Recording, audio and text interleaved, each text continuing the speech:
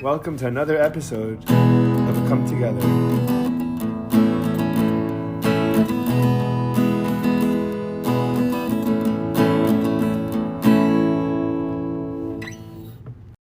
And we're live, dude. Welcome, brother. Let's have a l'chaim. So the only thing that I like to clarify, especially with my Jewish buddies and guests, is that if we're gonna, the show is not specifically for Jews. So if we're gonna explain, I'm happy to talk about Jewish concepts, but to explain them in a way that anyone listening can understand. Of course. Absolutely. But dude, welcome, man. Tell me a little about yourself. Introduce yourself. Who are you? Where My you name from? is Joseph Zamd. I Welcome. was born in Venezuela. Mhm. I came to the United States when I was about 9 years old Nice. to Fort Lauderdale, Weston, Florida. And that's pretty much where I grew up all the way up until high school. Mhm. And that's when I started getting interested in the military life. Because Cool. in high school, I was in ROTC. And I was, always into like the military movies, Like what? Rambo and all Nice. that cool Yeah, stuff. sure. So that got my drive to go into the military. And from there, from ROTC, I was a really good swimmer. So in the Navy, they recruit really good swimmers, high athletes for them to go to boot camp to go to different special operations programs. Right. And I was one of them that happened to go into the rescue swimmer program out of high school. For the Navy. For the Navy, yeah. Sweet. Yeah, so Okay. that happened in 2009 when Nice. I graduated. So Yeah. I'm gonna start from there, pretty much my timeline. Wait, so before you do, real quickly, can you do you remember a lot about Venezuela, or do you go back often? I can talk a little bit about it. I don't remember that much, just because I didn't go back only once when I was 13. Okay. So very vague little memories of certain moments of the family. But it wasn't like. But it's not something that I can, vividly tell you this. Sure. Yeah, of course. When I did go back, everything looked very different. I was a lot older. And that's when the conditions in Venezuela were not looking good at all. Okay. And I kind of just went to my cousin's house. Long story short, I never went back after that. Really, you were done with the place. I'm Venezuelan. I love Venezuela, but I consider myself an American. I'm Nice. a proud American. Good for you, I man. am very patriotic. Yeah, And that's why I love the Navy. I love the military, and I love what the military does for a human beings. For the mind. You can obviously, there's the good and the bad, and a lot of people can talk bad about the military, but I like to look at it the aspect of the mindset of what that does to a human being. Yeah. And I believe every male should serve in the military. You think so? Absolutely. Awesome. Absolutely. Just because there's a lot of characteristics and different things that need to be built that if you don't have either a very strict household or a good role model as a father or somebody like that, Yes. then you will not be able to, get those disciplined mindsets and, do the things even if you don't feel like doing it. Those things that are useful in life that nobody really tells you until you got to figure it out, Yeah, definitely. So that's why I think the military is key for all males specifically, just to toughen everybody up. So I knew that from the beginning, and I decided to join the military. It wasn't easy. Were you scared to do it? I wasn't. My parents were.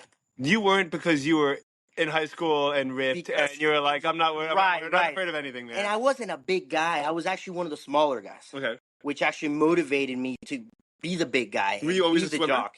I was always a swimmer, though. I was always a swimmer. Yes, I was always a swimmer. Cool. So that helped me, in getting my foot in the door. And I got really into bodybuilding in the military, getting jacked and everything. That's when I was 17. But let me go back to when I was signing up. My parents were not happy what we were talking about. I was scared. So let's talk about high school. High school, you were in Weston, Fort Lauderdale area. Yes, right? in Cypress Bay High School. Okay, Cypress Bay High School. Is that where Guy was? Yes, Guy Levy was there. We actually, we the same age? What's that? Are you the same age? Yes, we should be. Maybe he's a little bit older, just because I think I was the younger in our class. We were class of 09. I actually graduated in 08, and I went early into the military, which is the part of the story I was telling you. Yes, let's go. Yes. So, yes. My parents were the ones that were scared. I wasn't. I was very no fear. I want to do this. I looked like I want to do what those guys are doing, in the movies and everything. Yeah. So I knew what I wanted to do. My parents didn't, so I had to convince my parents that this was the right idea at 17 years old. My grandfather, may he rest in peace, he was very, very military style, very military mindset. And Was he a veteran? he was not a veteran. He always wanted to be, but he loved everything that had to do with military stuff. Sure, gotcha. So he was the one that talked to my mom and convinced her to be like, Be listen, good this for is him. actually good for him, Right. and he should do this. So long story short, I signed up, got shipped out when I was 17. I graduated in '08, so I was supposed to graduate in '09. So while everybody was going to prom and going to grad bash or whatever they call it, Sure. I was in boot camp in Chicago, Illinois. No way. Great Lakes, Great Lakes, Chicago, Wow. Illinois. Freezing cold weather. I remember Yeah, what time of year was this? this was in March. I think I Mhm. shipped out March 5th, which March 5th in Chicago is still Yeah. cold. Oh, yeah. And it's the windy city. Mhm. And up in Great Lakes, it was even colder. And I'm coming from Florida. Yeah, dude. I'm 160 pounds wet. I'm a small kid. You know what I mean? Like 17 years old. Everybody in the military is at least 25, 26, 28, Mhm. 30 years old. Yeah. Everybody's older than me. And there was only me and another guy that was 17. Another guy was 20, and everybody else was over 21. So I wasn't even legal to even drink. Did people respect you for joining or looking? Yes, of They course. did. Because they were They like, didn't look at you like you're a kid. They no, said, "Oh, no. good They were for like, you, son." this kid's Like, 17. He's Mhm. here. He could be partying with his friends in high school. Yeah. He You got a chose lot the of different respect. That's path. So I awesome. did get a lot of respect in that aspect. In other aspects, it was kind of I had to grow up really fast because I had to be around 30-year-olds pretty Yeah. much for the most part. Yeah. So my 17-year-old mind had to mature quickly and kind of just adapt to my environment, which I've always been very good at, adapting to my environment. Definitely. And I think I've been that before the military, and after the military, now I'm even better with adapting to my environment. So I try to make sure that I put myself in the right environments so I adapt properly, Sure. because that's going to go to the next part of the story. Yeah. Where when I got out of the Navy, I did 5 years, some So change in the military. I want to dive into the military in particular. Those 5 years, you can light your cigar, and take your time. One of the things that I was thinking a lot about recently is really just like we're going to live in a world very soon, or our kids are going to live in a world very soon, where we're going to get things very quickly, very easily, with very little effort. And I think that discipline is going to be one of the few commodities that's going to be really, really worthwhile. And something that's really, love really, that. yeah. And so like it's more important for me to teach my kids to be disciplined than it is to teach them about one particular topic that they can pick up and learn any way they want. Absolutely. And I know that myself. I always thought I was bad at science and math and stuff like that. I always thought I was not good at school, and it just turns out that I just like to learn differently. And now that I figured out how I learn, I love learning. I never stop, dude. So if I could teach so I don't have to teach my kids the particulars. I have to teach them the driving The factors. fundamentals Exactly. of what's going to be groundwork. needed, right? Correct. The groundwork, exactly. Gotcha. So you're 17. You're in the military for 5 years, so until you're 22. Almost 22, because And I got in when I was just turned 17. Gotcha. And how often are you going home? What's your life like? Are you happy to be away? So my life was I was living on base. I never got shipped overseas. Okay. My status in the Navy, I was kind of lucky. Let's say I was attached to a helicopter squadron that was doing search and rescue, Okay. HSM 40 or whatever. That's what it's called. Helicopter anti-maritime squadron. And they just did stuff around the bay, pretty much offshore, pretty much a training command. And I didn't have to go on deployment. I didn't have to do anything. Wow. So I pretty much got lucky. Yeah. So people say, "Oh, you're not a real sailor because I wasn't on an aircraft carrier. I wasn't on a frigate or a destroyer." What do you say to that? There's different. I hear. You know what I mean? There's different. Everybody in the military does different things, and every position in the military, every job is essential. Right. So even the yeoman, which is a secretary, he's still essential in the operation. Sure. So not only is it the Navy SEAL, but it goes all the way to the paper pusher, let's call it. Yeah. So everybody's essential, and I think that going back to the discipline thing, every job also required X amount of discipline in the military, and they expect you to have a certain level of standard. Right. No matter whether you're going to be deployed or not, it Yes. doesn't make a difference. This is how you're going to live, and this is who you're going to be while you're with us. Yeah. So I was living on base. I didn't really like it. So I'm Where gonna was say base? Where were you? base was Mayport, Florida. Oh, okay. So you're back in Jacksonville. So Florida. I was in Pensacola, Florida, for air crew school. Okay. That was tough, Really? but I What enjoyed was it. tough about it? Just the adapting to it was 2-a-day workouts right off the bat. No way. But it was just not 2-a-day workouts because in boot camp we were doing it, but these 2-a-day workouts were like 2-3 hour workouts. Like we were getting beat. And what were Like you doing? literally You were just cardio. running, push-ups, Yeah. sit-ups, pull-ups, just over and just wear and tear, running in the sand, just complete, just getting beat up. Wow. You know. Wow. But the point of that they do that is pretty much to wean out the weak, Yeah. obviously, and to make sure that you really want to be there. Did You a know lot what of I people mean? quit? And that you don't have a mindset to quit, because if you have a mindset to quit when shit's the fan, Yeah. that person that quit is gonna quit because he's gonna get scared and run and hide. And he's going to cause other people to get hurt or die, God forbid. Exactly. Right. So, Did a lot of people quit that when you were oh, there? for sure, Really? for sure. Was People there quit all shame in the it, or time. was it just No, like, oh, good not luck, at all. man, There like was no it's just not shame for in you? it at all. There was no shame. There was no Wow. shame in quitting. A lot of people quit. Um, but mainly it's in the beginning. You're a real pro with And this, huh? then my dad's Cuban. Yeah. I didn't mix that. Right.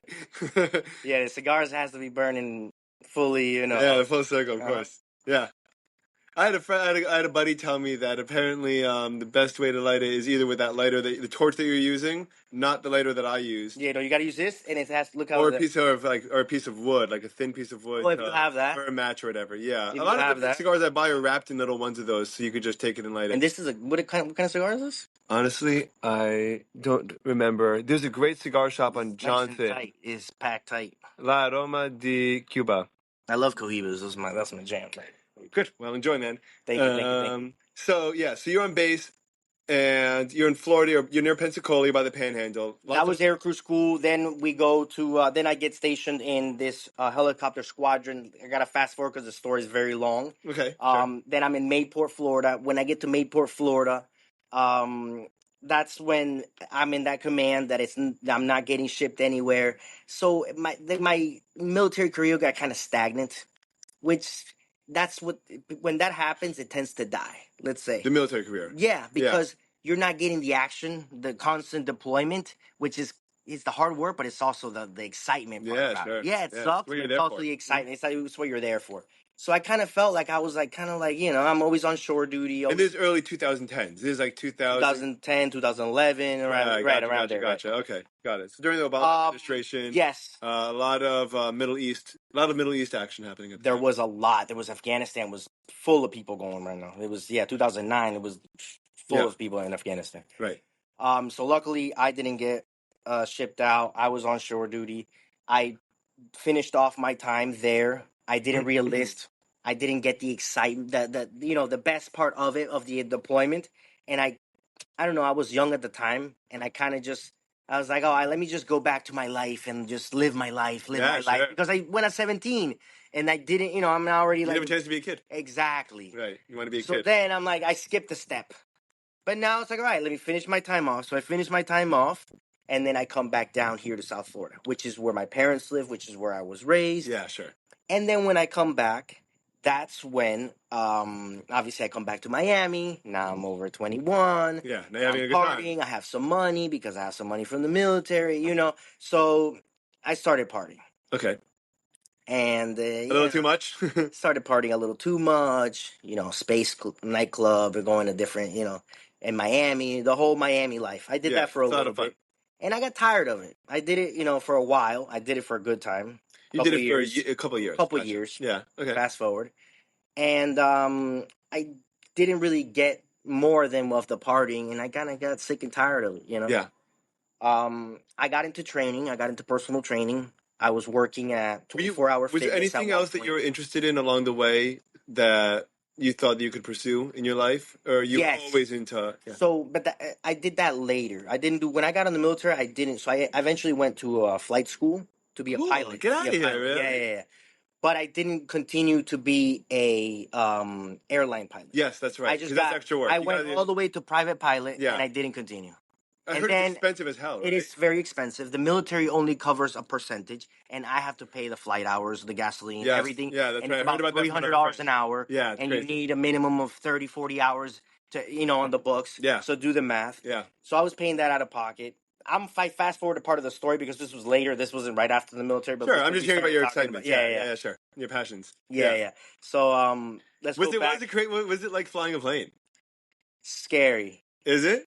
Yes. Because you're on one of these little rinky planes that Yes, like, that's why it's scary. Because if I was in a nice, G6 or something that's pretty much that flies by itself, Yeah. it would not be scary.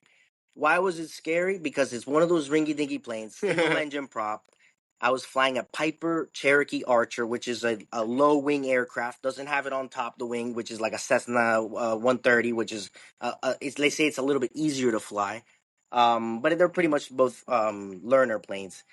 I tell you why it was scary. It was scary because on my first solo, it was in Perry Airport, North Perry Airport. It's right here on University and Pines. Okay, yeah, sure. Right, and that's where usually all these little planes fly out. I noticed them there. Yeah, sure. You also get those Banner planes. Yes. They fly out of there, right? So that's people usually pick to either be a banner pilot to get more hours or whatever. Do they get paid to do that? They do. They do very little. Right, just to make. I'm sure it But covers it's just their really expenses. it covers the expenses of getting the flight out of there. They're not having to pay out of pocket. Correct. For the, And then they get the experience. They're happy to fly the plane. It's a Exactly. lot of fun, and then they get paid, and they don't have to go out of pocket for it. That's a cool gig. That's a lot of fun. Do you ever do that? So I didn't do that. I just went all the way to private pilot. Okay. I didn't continue. I ran out of money to keep funding the flying and this. Of course. And I was still, kind of like I didn't know if I wanted to do it as like my career, as my hobby, as my real, passion or whatever. Yeah. So I stopped doing that. I was partying and doing the Miami thing for a while, off the derrick, wasn't religious, wasn't this Was whole your family moment. religious or no? So my family's always been observant. Okay. We weren't froom, but we were just, we always did the holidays, always, Sure. celebrated Shabbat. Yeah. But we weren't fully Shomer shops. Okay, gotcha. Like how I am today, I could say that. Sure. Yeah. But we still, we were Jews. We were the best we can, whatever. Sure. And then later, after I get off the path and then I pretty much do a bunch of stuff off the table, partying. When you're doing this stuff, are you doing it because you're just having fun and you don't care? Good question, because that brings, when I got out of the military, I didn't know, but I kept searching for something. I was missing the military. And I couldn't You're missing the structure. I was missing the structure. Yeah. So this is important that you brought that topic back, because that goes back to how we started with the whole discipline thing. Sure. So I was missing the structure of the military. Why? Because you took me out of the environment, what we were just talking about too. So you take me out of that environment. Eventually, over time, the brain you soften up. Yeah. So all those disciplines you start keeping less and less. Just like you keep so much Shabbat, eventually you start keeping less and less. When people become too religious, all of a sudden, eventually, it's correctional. It swings back. Yeah, you see them become super religious, and all of a sudden, then they're in a year and a half later because they did too much. Yeah. You know what I mean? Yeah. So I was out of the environment, and the lack of structure, it really affected me. So that's why I kind of like went to the partying and all this, to the point that I was disciplined in my partying. Yeah. Which they say sometimes, like the worst, like, the person that's like with bad habits or addicts is the disciplined person, because he's disciplined in his bad habit and he's disciplined in his addiction. Let's say I could hear that. I can relate to that a little bit. So it's crazy. So discipline can work for you or it can work against you. So my discipline that I had instilled within me, since I wasn't You're redirecting it it to something less healthy. positive, I would redirect it into something less healthy, which was the party. So every Thursday, Friday, Saturday, I was at Space Nightclub, Nocturnal, all these clubs I can name off the top of my head. Wow. But just doing the Miami, the raves, all that fun stuff. But I'm sure you weren't thinking about that while you were doing it. While you're doing it, you're like, let's just have a good time. Oh yeah, now I'm telling you now in third person. Looking back. Yeah. And now I'm like, Joseph, you did that? That's crazy. You know what I mean? But at least I lived it. I got it out of my system. Sure. I think it's a good thing to do, by the way. It is. I really do. And I don't even think like there's even like that Jewish concept or the Torah concept of like, if it helps you, like the idea of like almost like we call it teshuvah, which is like returning, which is what I'm doing now, pretty much. Right, which is what we all should hopefully be doing, right, all the time, because we're always deviating from almost like what our authentic self and our true, spiritual self really desires. We're always deviating, so we always have to return. That's why it's based on that. But a lot of times we say that even the even the mistakes or quote unquote mistakes or sins or whatever that you did, if it was all part of leading you back to where you become, those Right. turn into positive things. Exactly. And it's I get because you would goosebumps right now never saying be that. able to get to where you are now If I without hadn't those had gone, I hadn't walked You through down needed that all alley. those experiences. Absolutely. You And needed I get all those goosebumps partying nights. You need because all... sometimes I'm like, Hashem, why? Like, why did why did it have to go through That's this why. hardship? And then sometimes you're like, well, this person looked like they went so easy. This person that, because we don't see from the outside. We don't see what really is going on. Oh, Everybody sure. has their own stories going in through their own tribulations. That's But why I love that's how doing our this, by the mind way. likes to think. Yeah. That's just how we're programmed. Because you compare. We're comparative. Because we're very comparative. Very comparative. Right. Very Right. comparative. Right. So I get out of the environment, back to the story. Was there a tangible point in time where you said, "This is enough. I'm not doing this anymore"? Yes, because I did it so much every weekend, 4 days a week. So, because when I do something, I'm so intense. Like I'm the most intense person when it comes to the things. Like when I start to do something, I go in all the way, and Yeah. I'm 0 to 100. Yeah. So, partying. I did it so much to the point that I would be at parties, pool parties, everything, whatever, VIP, and I look around and I'm like, I'm not even having fun anymore. That's what you'd say to yourself. You notice that. And I could be okay. I would need more drugs, more alcohol, but still, it wouldn't do it. Right. So I'm like, the drugs aren't doing it. The alcohol's not doing it. And when I start to look around, are the people around me the best people that they want the best for me, or are they around me because of what I can provide? Of whatever in that moment. So that's when things started to click, and that's when I think also I say to myself like I had late frontal lobe development. Okay. Because I feel like a lot of things. It's like even though I was very mature since I was 17, I did all this stuff. Yeah, yeah. There was a lot of parts about the big picture of life that still hadn't, lined up with you. Yeah. lined up and Right. molded. Yeah. Yeah. I had a lot totally of get wisdom that. and a lot of stuff about things, but I still didn't have the big picture that I still see now. And of course, in 5-10 years, I'm gonna have a bigger picture than the Joseph that is today. Of course. Yeah. Yeah. Because Yeah. we keep building on it, and we keep saying, "Oh wow, if I would have done this and this and that." Yeah. Just like I'm telling you that the reason why I did all that party is because the lack of structure, from going from so much structure to no structure, Yeah. I just completely went all over the place. And I So- realized that I'm the type of person that needs to have structure. Yeah. And that's why I also I came back to Judaism. I came back to How'd more that of a happen? structured. How did that happen? Through all of these times that I've explained, different moments, just different things that happened. Was there anyone that you reached out to? Was there a particular rabbi or a particular person? Literally, it was literally Really? Hashem It was just himself. you, Literally yourself, just spoke and you? to me. Literally, and I started going to Chabad of Weston about Yeah. 2020. Yeah. COVID. With my dad. the rabbi there? My dad's always goes every morning. Shahar. Really? He's always part of the minyan. Very important member of the Cool. of the community over there. Very nice. And I started going with him, and I started liking it. I made a friend. I made another friend. So you didn't have anyone like pushing you or telling you to go ahead and do this. You did it yourself. Nothing. That is so unique. Yes, nothing. That Not is even my so parents. unique. My parents actually look at me and they see me completely different. Like now, I'm even more frum than them. You know what I mean? Yeah, So, it's like I went from one Joseph to another Joseph. But I did all. Did you believe in God the whole time? Absolutely, no, 100%. It was just a question as to how what you were going to do, how much you were going to devote yourself to particular things. I was the type that it's like I know I believe in God and God's always with me, and I was super confident in my faith, and I didn't have the knowledge that I have now about what prayer means and all the structure. Oh yeah. You know what I mean? What does it mean to you? What does prayer mean to you? It's the moment that I connect with Hashem that I can actually feel like the whole world stops, and in that moment nothing matters, and it aligns my thoughts. It aligns just we could call it my chakras. You're gonna everything. Everything is in sync. Yeah.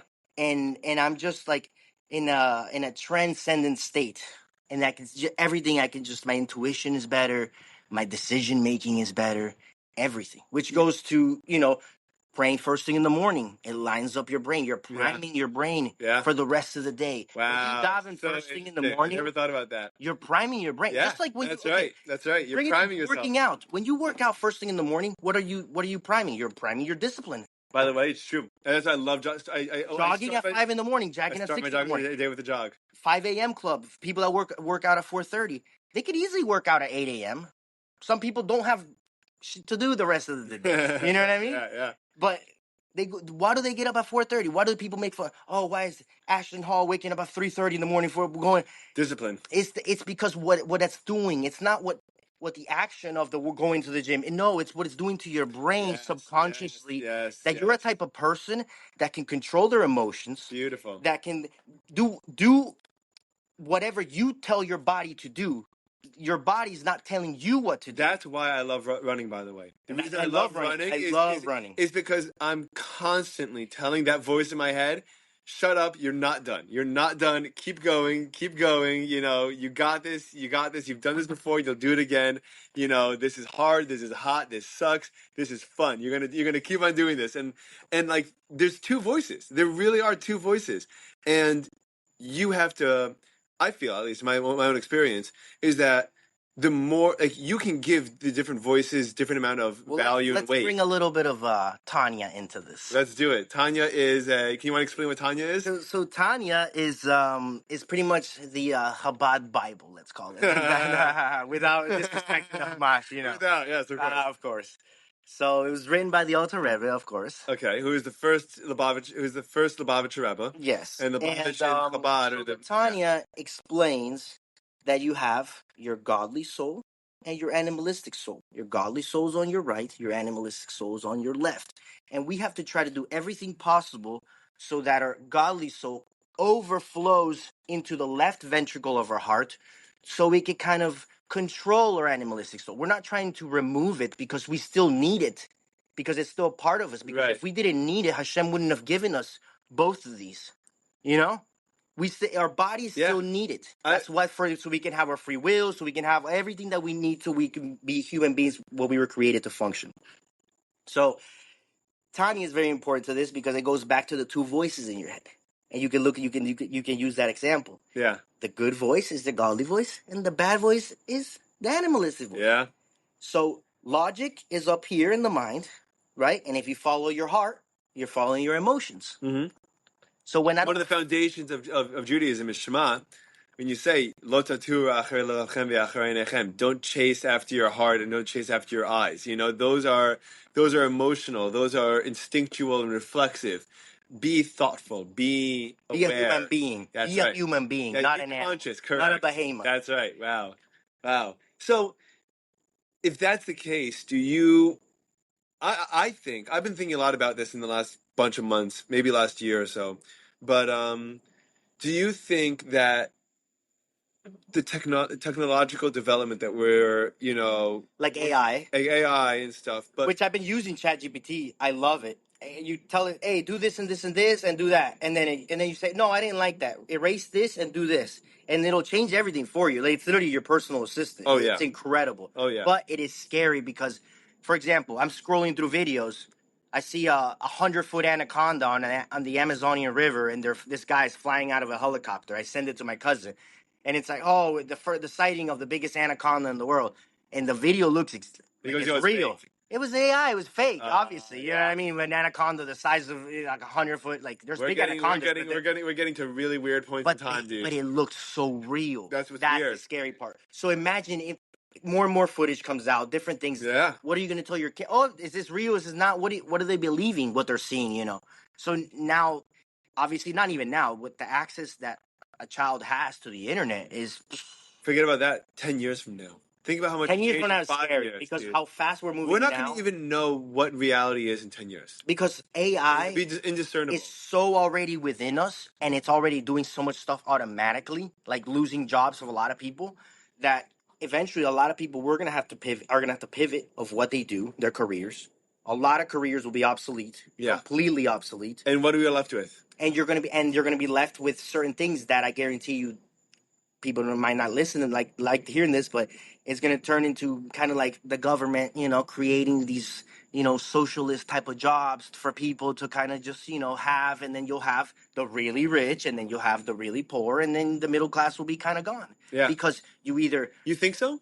Yes, because the way it's moving, it's either right now, like either you're like doing all this stuff, you're with social media, you're YouTube, you're doing all this, making money with with affiliate marketing and this big boom with the Amazon drop shipping. You know what I think the difference is going to be?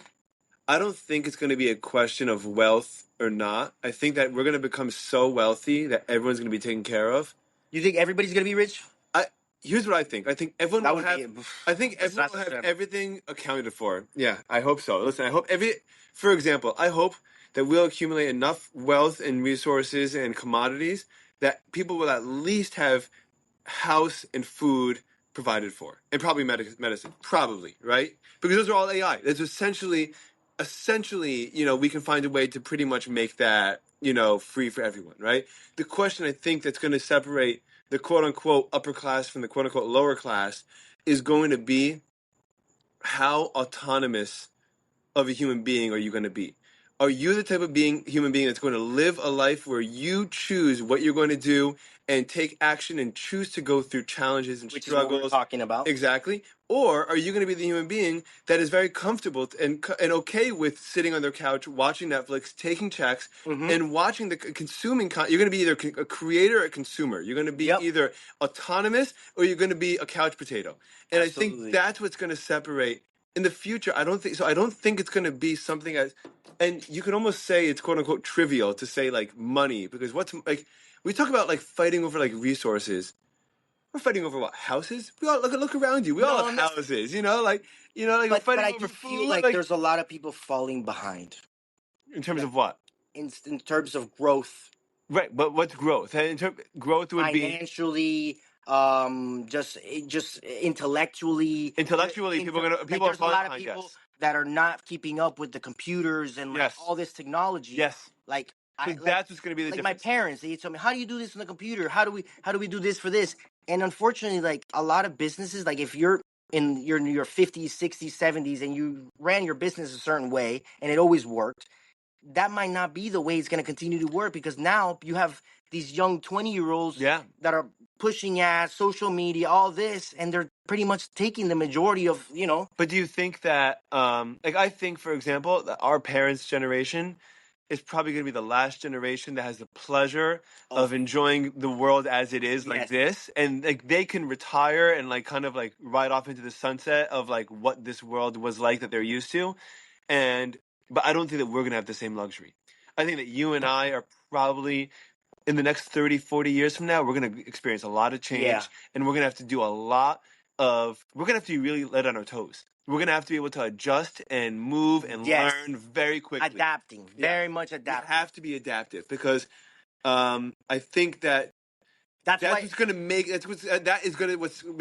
what separates different classes. which is why I'm telling you, I've been using AI. I didn't want to fall into ChatGPT. I Yeah. didn't want to do all this. I'm using it I right still now. don't want to. Yeah.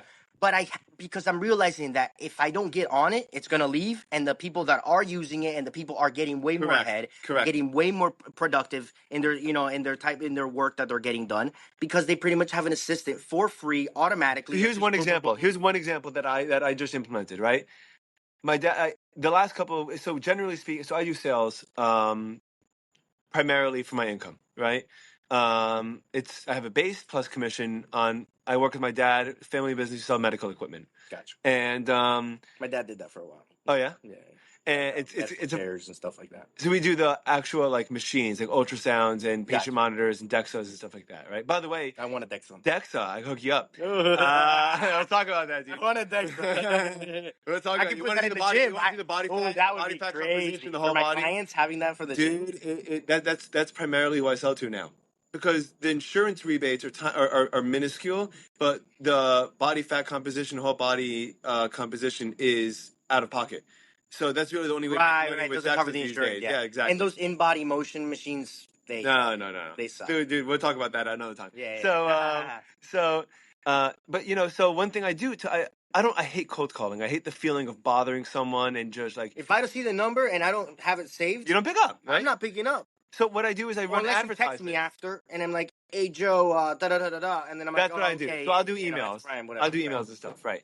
But so what I do was I run Google advertisements. So when doctors search ultrasound machines or Dexas, I pop up because your SEO, you have all that set up, so it's like, Yeah. So what happens is They call me. Now it's not a cold lead. Now it's someone that's initiating with me that shows they're interested in something, and so I'm happy But now. you guys are paying top dollar to be able to be on top Correct. of that. Google. Correct. Yes, Correct. yes. Correct. It's Yeah. not cheap, but Yeah. it's part of the. It's worth it. Yeah. Now, is it pay per click It or is. is okay? Okay, It is that's pay per good click. because Yeah. if it's just you're paying money and no one's taking Pay per click. You see. Yeah. Yeah. pay-per-click, Yeah. gotcha. They break everything down really really Love well. it, love it. But and recently, last couple of weeks, and it always takes changing up because you know the campaigns, Google's always changing their formula. You always need to just change up the wording in the campaigns that you're doing. In the last couple of weeks, I haven't been able to figure out a really good one. And it's been slower for work, right? My dad called me up and goes, listen, man, like, we got to figure something out. We got to get some traction. So I went to ChatGPT. I was like, I'm so stupid for not doing this. Right. I said, give me 50 OBGYN centers because we have a lot of 3D 4D ultrasound machines to see Gotcha. babies in Yeah, 3D yeah. 4D. I'm like, give me a list of 50 email addresses around the country of OBGYN practices, right? Boom.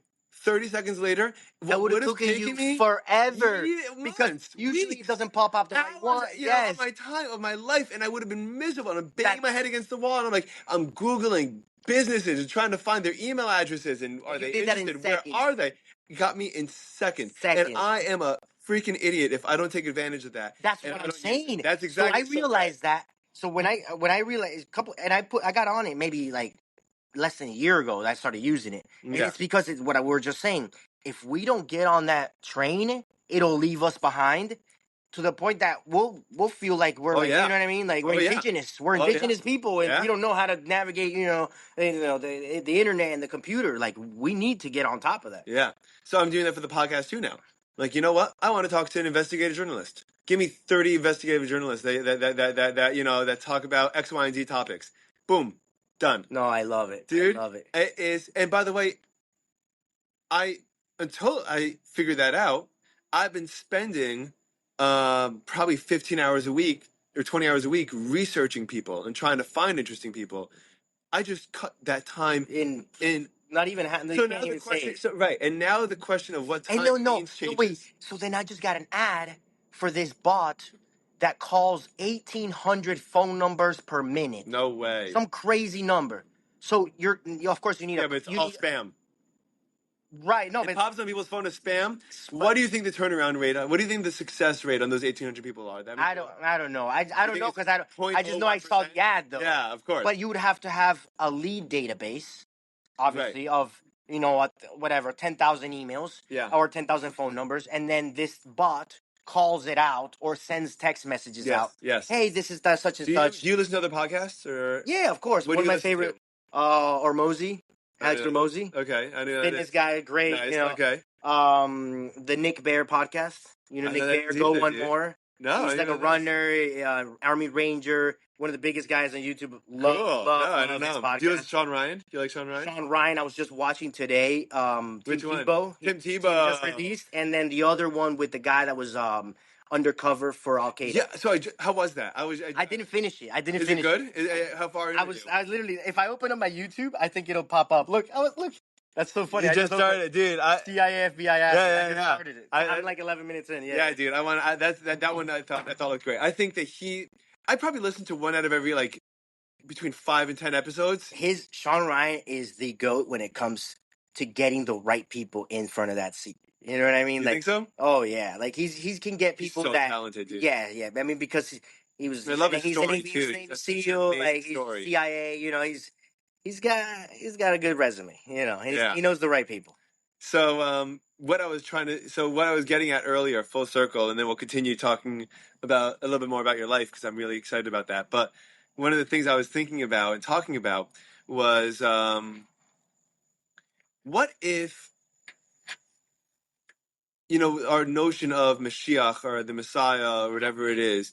What do we say? Like we talk all the time about like the days where we're not tempted with our like animal side, the days that we have clarity like as to what the right thing to do is. What if that is us like weeding out our consciousness from our bodies? And like what if like if we're like, like where technology's going with AI, with quantum computing, Uh-huh. with like all the groundbreaking things that feel like happening every 5 minutes of every day. Yeah, every week, Every new, week, yeah. every day, you're reading these crazy And articles now the about. market's booming. Yeah, Yeah, and everything's like it's great. the world is just moving at a pace that we can't keep track of.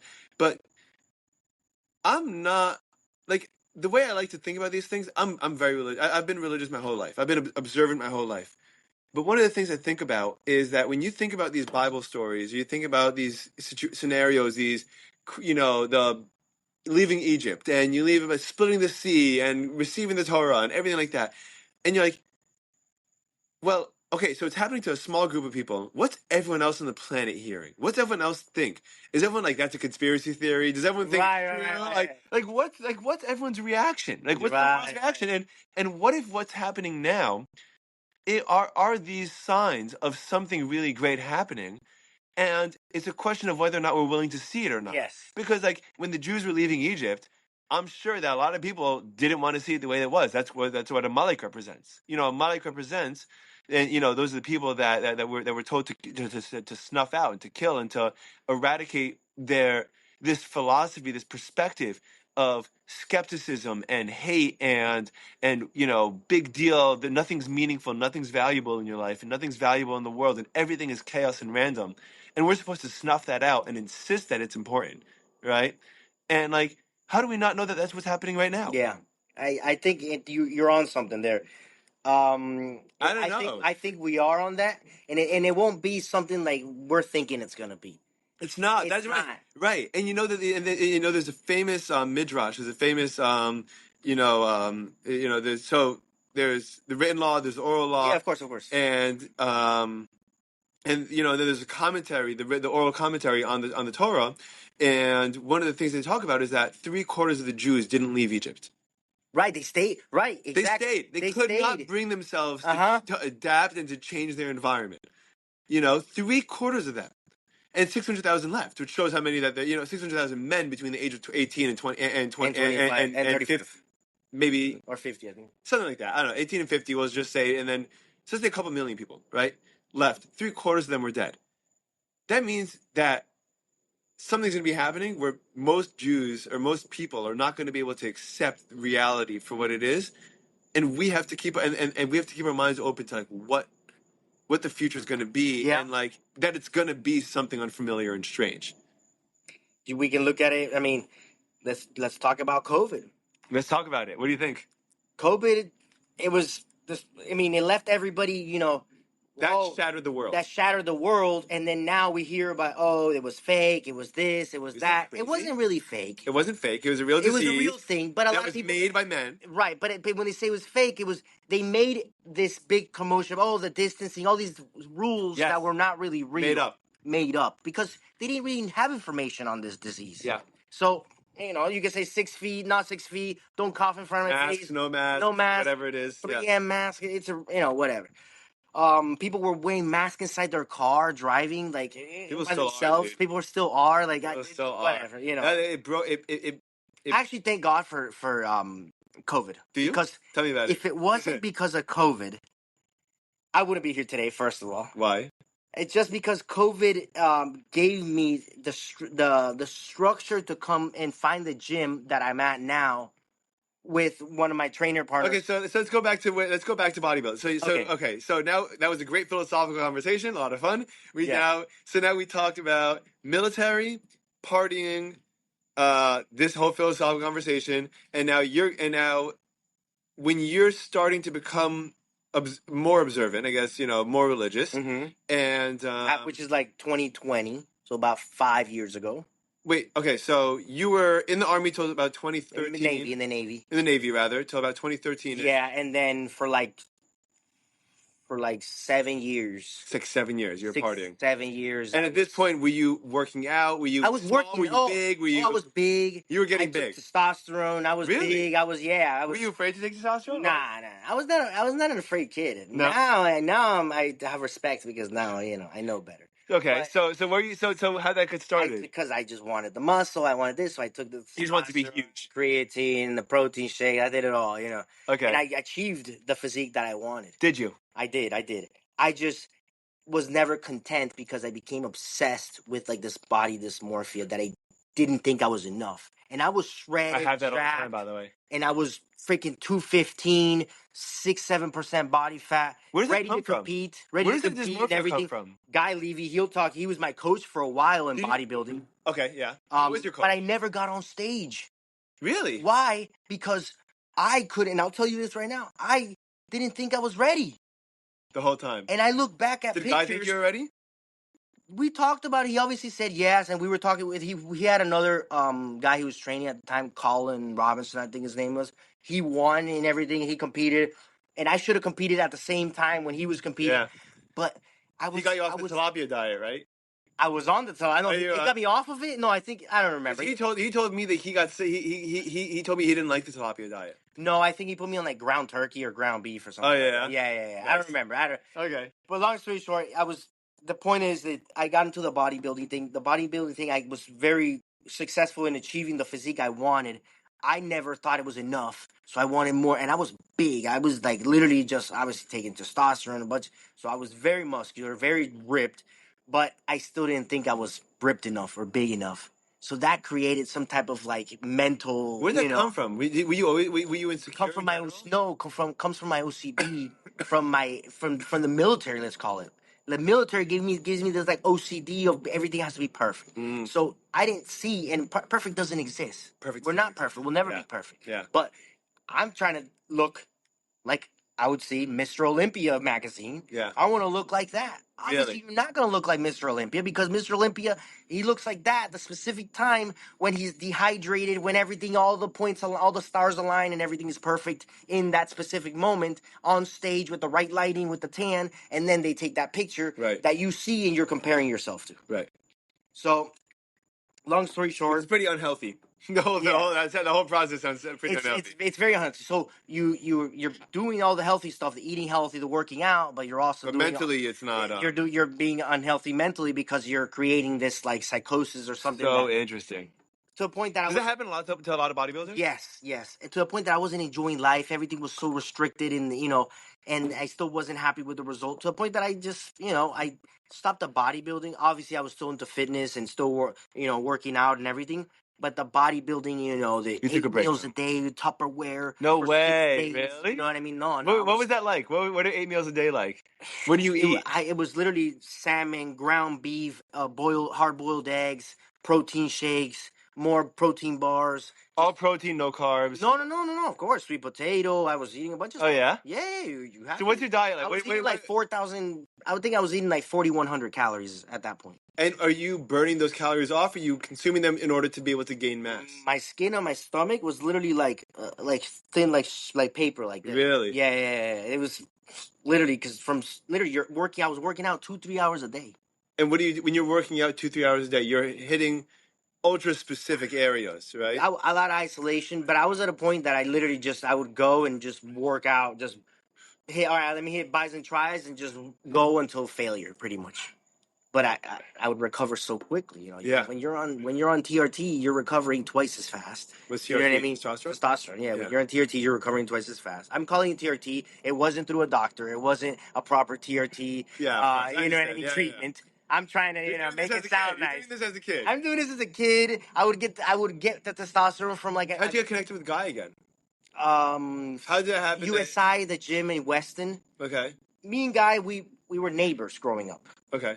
Literally, we lived in the same subdivision of the neighborhood. Not even in the same neighborhood, but in the same subdivision of the neighborhood. Yeah. We were going in the same bus and everything. And we connected because he was, I think at the time, training people from USI, the gym. He wasn't working there as a coach, I think, or maybe he was. I think he was doing his own coaching, his own thing. Mm-hmm. But he was working at that gym. Long story short. He was coaching bodybuilding in MMA. Yes. I think he had the company was called SD Physiques or something like that. Okay. Yeah. Guy, correct me if I'm wrong. Yeah. That's right. I think it was SD Physiques. Yeah. By the way, I got adjusted from him earlier this week. Oh, I need to go. I have. Oh, dude! And you should check out the facility, dude. Mm-hmm. I go to jiu-jitsu there probably 3 times a week now. At his facility? Well, it's not his. He rented a space in this big gym, and they got like NFL combine players, UFC fighters, and then there's a jujitsu, boxing, kickboxing, and MMA classes that all happen in that area too. And so he introduced me to the coach, and about a month ago I started going. Oh wow, Dude, it's my favorite thing in the world, man. oh, it's so cool. Dude, what you were describing about like nothing else is there. When we're rolling jujitsu, dude, I had a baby 2 weeks ago. Mm-hmm. I do not even know that baby exists while I'm rolling, dude. Don't I don't even know my wife exists, dude. Like, there is nothing except You know for why? like, Wait, ripped wait. Ukrainian You know on why? top of me. Wait, you know why? Why? Because you have to be present. You Mhm. know why? Because you're in fight or flight. Yeah. You have to be present. And we live our everyday And I'm life adjusting, dude. I feel the automatic in the adjustment same from routine. We flight get up to at the fight. same time. We go to the kitchen. We grab the same cup, make the same cup of coffee. We're living on autopilot. Yeah, Yes. some things change within our day, but for the most part, you grab it, go into the, the Yeah. car. You drive to school. Drive the same thing. So back to But when I do it, and I'm like, it's interesting because I started doing it because I'm a wimp. Like my biggest flaw as a human being is that I'm afraid. Is that I don't have enough confidence in myself to handle the unknown. I don't feel like I could handle it, right? Even though I know intellectually I probably can most of the time, I don't feel that way. Like my brain and how I feel do not line up. gotcha. No, I understand. I understand. And this has been so beneficial because when I started training, I started rolling, I would give up. But what We call them crotch sniffers. yeah, that's me, dude. Absolutely, dude. I had so many crotches on my face. That's dude. what Jorge Masvidal would say. But I, You know Jorge Masvidal? No, I don't know who that is. You know Jorge Masvidal? I don't know who it is. The fighter. He's from Miami. He would fight with Kimbo Slice, the backyard fights. Dude, I started following fighting a year ago. So he was in the UFC. I love. I'll look him up. I love. Dude, UFC. yeah. What'd you think of this past fight Of Bilal Muhammad. Muhammad, yeah. I'm not even gonna say anything because we're live. Okay, I love fine. that. You love that he lost? He lost. I'm just gonna say that. Do you think he's a good fighter? Do you think Bilal's a good fighter? No, he's boring. He doesn't finish any fights. He can't even finish his girlfriend probably. And yes, no, actually his most exciting fight was this last one, and he lost. Yeah. Imagine. And I'm not here just talking shit, dude, but wait. it just. So I like fighters that are going to give you more action, like Charles Oliveira. Dude, Or by the way, Oliveira's not going to last. I don't think he's going to last a round against Poirier. I don't know. Poirier is going to beat him in a round. Because Toporia's younger, Toporia's hungrier, and he's just such a beast. And I love Toporia's recovery protocol. For running, dude. Toporia has a facility, hyperbaric chamber, all the all red light therapy, ice, everything you can name. This guy does. How do you know that? Because he has this whole thing on YouTube, and you can see you follow it? Oh, dude, I'm so sad that he's not fighting Islam yet. But Islam walked away. He vacated the title. Do you think that Islam's afraid of him? I'm not going to use the word afraid because I don't think none of those. I don't think no fighter that's in the UFC you could say that they're afraid of a fighter because you wouldn't be a fighter if you're afraid of a fighter. You wouldn't be, but you are. You might have a little respect for somebody and you might be a little intimidated. But it's like if you're a shark diver, you're not scared of sharks. Yeah. You know what I mean? Yeah. There's sharks that are more scary than others, but you still go jump in the water with the sharks. Oliveira. I love Oliveira, dude. I don't think that he's so complete, everything. He jumps the ghillie. He stands up. If you want to stand up the whole time, he'll stand up with you the whole time. Yeah. But then there's guys that want to hug the entire time because they know on the feet they can't win. Yeah. So then they're gonna go straight for the takedown. Grab the leg. Roll? Do you do anything? No, but one of my really good friends is Sydney Outlaw. He fought for Bellator MMA. No way. Really? Yes, and I trained him for a while. I trained him for one of his fights. He won. Physically to be. No, so we do strength training. I don't do the fight training, but I do strength training. So I did strength training for him for a while. Really? Yeah, I was a strength training coach for a while. Right now, he's training out of Killcliff, which is where Jack de la Malena and all these other fighters are training. Killcliff, it's out of it's like Deerfield or. Oh, dude, I just saw Michael Chandler fight out of Deerfield. Yeah, all of them fight out of Killcliff. Get out of here, really? So he fights. He's a really good friend of mine. Yeah. I think I'm gonna see him this weekend. We're gonna go swimming this week. Dude, okay, cool. That'll be an interview right there to grab dude, I don't even gonna say anything. But we can set that up later. That's right. We'll trade for a Dexa, dude. So, oh man. So, yeah. So anyway, I think that one of the things I noticed that when I started rolling was that I would roll. I would see what they would do to me. I would ask them what they would do again slowly, so I could understand what was happening. And how do we And I get would out of say, this? what would you do if you were in my shoes this whole time? Right, to get out of it. Yeah, or what are you doing when I'm doing this? That this is right or wrong? And now when I'm after a month, and I mean, obviously, it's a lifetime to go. After a month, I'm just like when I'm fighting, I'm not, or when I'm rolling, I'm not rolling just blindly, just like let's see what's happening. I have like, oh, I know what my arms are supposed to be tucked. I don't want them to get under my arms. I know my neck, my chin is You're supposed to be aware. tucked. You're creating awareness. Correct. And I'm not flighting. I'm fighting. Like I in the moment slows down, and I say, okay. Right, Here's right. where You're I not am. flighting. You're What not do I running do? aware, Right. panic, scared. Correct. No.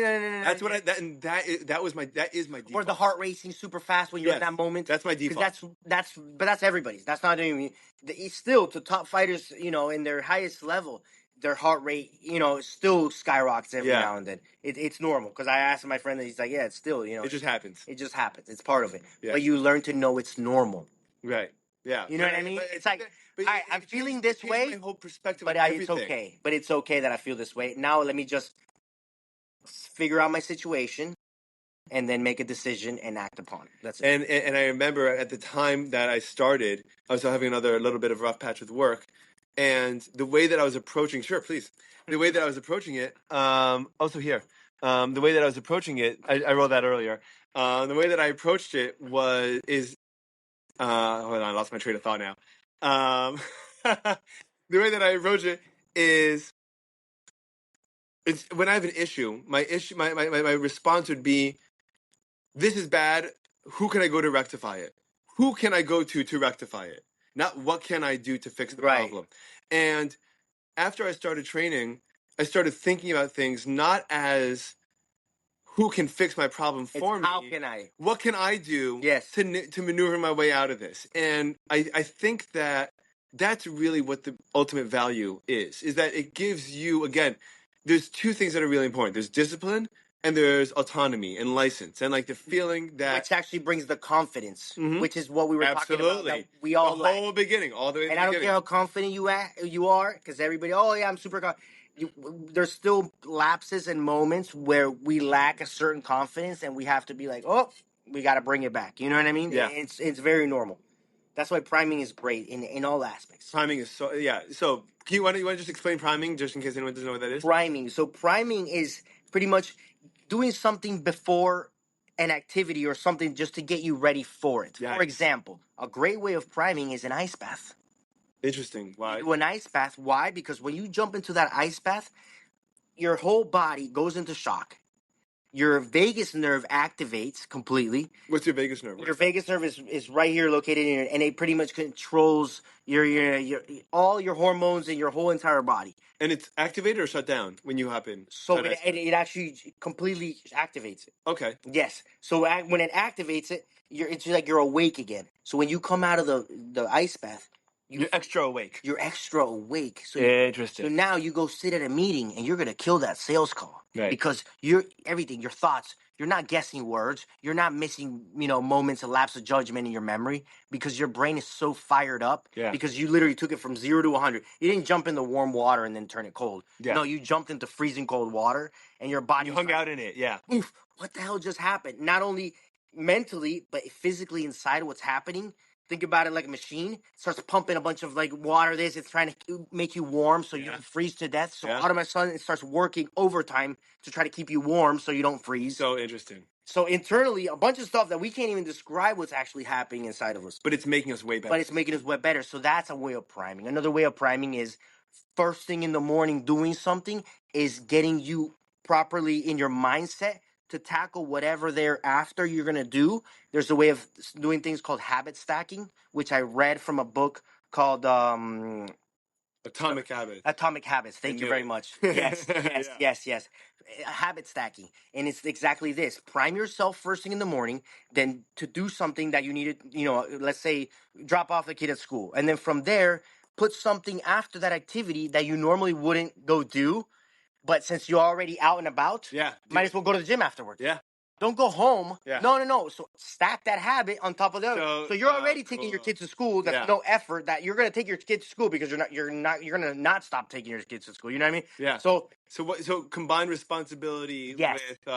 with your own With an- kind of sense of going out there and doing your own thing. right. So that's a way of priming too as well. Cool. Because you're getting ready for the next thing. So things don't. But we could be primed for different things too. Absolutely. I know that, for example. By the way, this is huge. I'm hopefully I'm speaking. I'm meeting up with early next week.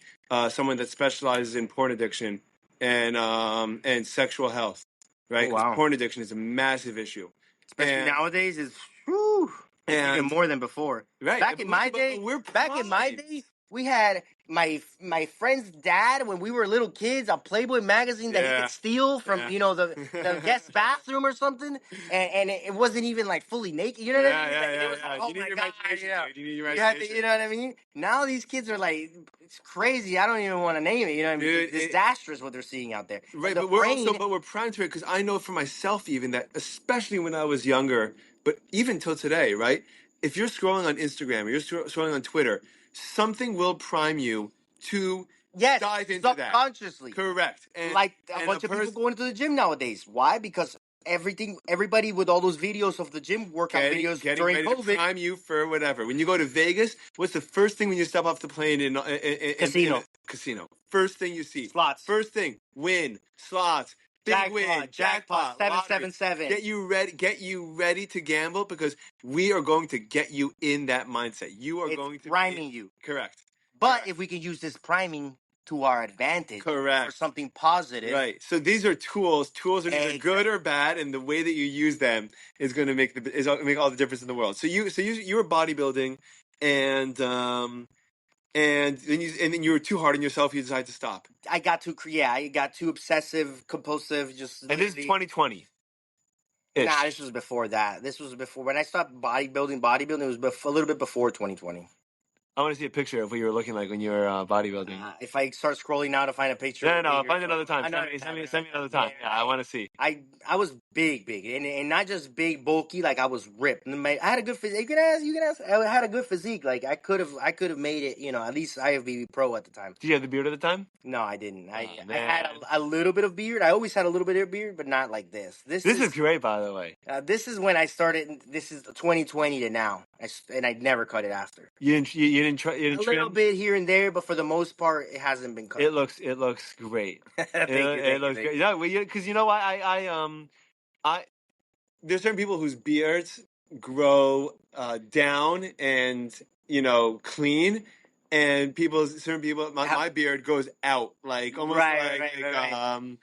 it's like poofy, it goes out instead of down, and so no, mine just looks terrible, dude. I have to keep it like this because otherwise it's a mess. No, at first mine went out. Oh, did it? Yeah, but after this is years of my beard. This is 5 years of beard. Like That's this crazy. is a long time, How attached are you to your beard? Oh my! This is my whole identity. My whole. If I didn't have my beard, it was like what I mean. I thank God for my beard every day. Literally, some people can't grow beards. Some people, dude, it took me until I was 22 to start growing chemo, has v'shalom, and they don't. You lose all your hair, so you got to be thankful of what you have. So you quit that, and did you have at that point, were you not sure what you were going to do with your life? What are you going to do? Like, I was always a trainer. I was always into fitness. I was always in that fitness world. I worked at every brand name gym you can name me, and I'll tell you, I worked there. I worked at LA Fitness. I worked at 24 Hour Fitness. I worked at UFit. Are they good places? All good places? Yeah, they're great places. I'm not down in them. They're the typical, starting gym. When you're a brand new trainer with a certificate, you go to LA Fitness. They hire you. You get a rich mom that comes in. They want even LA Fitness nowadays is not even the rich mom that comes in. Like now, the people that really want to get training, my brother-in-law goes there. They don't go train at these places, and I'm not trying to down the places. No problem. Yeah. You know what I mean? They go try and find private gym studios like the one I have now. Okay. So you have your own gym. Not my own gym. I share the space with another trainer. His name is Dan Palacios. He has Kinetic Training. What's Kinetic Training mean? Kinetic Training is his brand. That it's just your kinetic. Your whole body is a kinetic chain. So it's pretty much like a full body training style. Cool. So that's the name that he went, Kinetic Training. Love so it's it. the Kinetic Training facility. That's his brand. That's his name. And he's been super helpful from the beginning. share the space with me and his equipment and everything. So I want to give him a big shout out to that. Awesome. Yeah, definitely. And that's where we've been for 5 years now. And it's So like a that's little so you private started this 5 years location. ago. Yeah, we both did when in this farm, in this outdoor location. It was Where is it? mid-COVID. I'm riding my bike. Um, Dan has his workout trailer set up in the grass in this farm on Davie by Western High School. And I ride my bike inside the gym, inside the farm, and I see workout equipment on the floor. I'm like, what is this? So my gym was closed at the time because it was COVID. And I was not working out. I was working out at home, doing body weight, stuff and like 25-pound dumbbells that I had in COVID. And that's literally what I was living off. So long story short, I meet Dan at this farm. He has his workout trailer. He's like, "You're a trainer. I'm a trainer." He's like, "Oh," I'm like, "Oh, can I work out here?" He's like, "Yeah, sure, you can work out here." Long as he was still training some of his clients. Long story short, I started training with him there with his workout trailer. The guy that owns the property, he's like, "Oh, you guys are pretty serious. I'm gonna build a structure back there. I'm gonna turn, you guys could use it back. Yeah. So we turned that into a gym. Now we have an outdoor Cool. gym, and It's an outdoor gym, really? Dan does affiliate marketing with different brands, so he's gotten a lot of different equipment that you don't see in regular gyms. Okay. For example, like what? Just different equipment that's not your typical Like machine. what is what's he trying to accomplish with this new equipment? If someone It's were just to different modalities. It's just different tools to do like abs, different tools to do chest presses, do overhead presses, just different things so that what's you the normally benefit of wouldn't having see. something different? Is it that you get a different workout and that's more effective? Yeah, Is because you it have 10 different grips to do pull-ups. right? You have three different things to do this. You know what I mean? Just different that you're not gonna find in an LA Fitness or a conventional gym. So that's pretty cool. It's outdoors, and that was a big thing because it was COVID. Everything was shut down, Ah, and this is smart. a private property outdoors. Yeah. And it was not regulated by the anybody to come and like shut you down because Yeah. of COVID, mask, whatever. So we got away through all that. Nice. We were the only place that was open. Amazing. So Do you have a lot of people sign it's up? I had a lot of people sign up. So this brings me back to me saying, well, how we started this. Thank God for COVID, because if it wasn't for COVID, You wouldn't be where we you are. wouldn't be in the gym where we're at today, and I wouldn't have met Dan, and I wouldn't have done everything, and it didn't just everything wouldn't have fell into place like it did. So for some people, I heard that it was really bad. They lost family members, and I'm sorry for that. COVID. Yeah. For the COVID. By the way, But you lost for a lot friendships. of You people, lost. for a lot of people, it was the best because they, did the business that they always wanted to do and they couldn't do, and all of a sudden they made it happen. Yeah. They chased that entrepreneurship and the endeavor or whatever. So there was a lot of positive that came out of. I think out of so too. COVID. By the way, I think I think it was a little bit of a glimpse into the future, like a short-term glimpse into the future, where we could see a world in which being present, like literally being in an office, is irrelevant, and that people could be productive on their own time in their own way, or people could be a giant waste of space, and like you realize that they really do absolutely nothing, like with their time, with their job, with their with their responsibilities, and that they aren't really necessary at all. And I think that like it goes one way or the other. Like people Yeah. are either really really awesome and become really entrepreneurial, like you said, or Or the opposite. you're Or taking 2 meetings a day where you're joining a Zoom because you have to and your camera's off. right, then and you're on your jerking off the boxers. rest of the day. Right. Excuse me, You're on your like, boxers. Yeah. yeah. Hang on, I'm gonna take a quick bathroom break. 1 second. And we're back. Welcome back. Yes. So we're just talking about how we skipped over a bunch of stuff, but that's okay. That always happens. And then, Yeah, just because if I go in detail with every story about every part of by the way, we'll also do. I'm sure we'll do another episode. I found that we could definitely do another one. And if we want to go in specific, we could. maybe if some of the audience wants to know specific stuff. First of all, I want to know specific stuff in general, but I also noticed that I like getting group episodes together too, like 3 or 4 people. So you know what? We can actually bring my good friend. You met him, Jack. He goes to school with me. Mm-hmm. He walks with me. You've Mhm. seen him when I'm Glasses. Yeah. He does window washing with Aaron, right? Yes, yeah, with Aaron. Yeah. That's right. Yeah, sweet kid. Wait, he's your buddy? Is that not it? Here. So yes, we're pretty much family. So You're pretty much family. Yeah, I see you guys hanging out together all the time. yeah. You're not related though. not blood, but we are You're brothers. Yes, we're pretty much brothers. Yeah. Your brothers. I wanted to ask you a couple of things. Your thoughts or opinions on a couple of things. Israel does a similar process that what you did in terms of kids graduate high school. There's a mandatory draft. Yes, that's And then why they go to I love college. that Israel does that. But Israel has to do that because if not, we wouldn't have people to defend Israel. Because if anybody, you know what I mean? Yeah. If it was optional, you think people would be no. Right. So that's. I mean, yes, you do have the patriotic that yes, I'm going to die for Israel, but there's a lot of people that wouldn't. Yeah. Sure. And unfortunately, it has to be mandatory.